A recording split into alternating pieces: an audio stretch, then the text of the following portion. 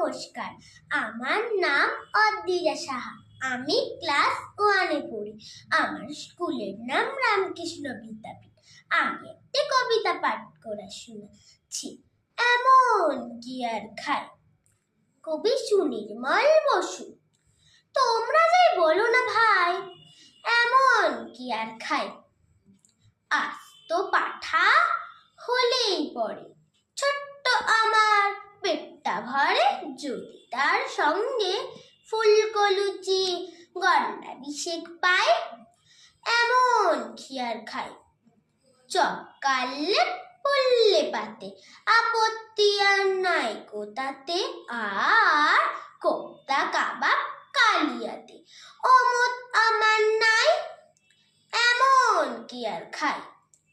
হয় না হজম এখন দাদা, খাওয়া দাওয়ার অনেক বাধা। এখন তাই তো অনেক বুঝে সুঝে খাবার খেতে চাই। এমন কি আর খাই। সে 5-6 রাবড়ি দধি তোমরা আমায় খাওয়াও যদি, কষ্ট করে এই বয়সেও খেতেও পারি তাই। এমন কি আর খাই। সন্দেশ আর পান্তুয়াতে রুচি বিশেষ নাই গো তাতে। আপাতত দুশের হলে ঠান্ডা হয়ে যায়।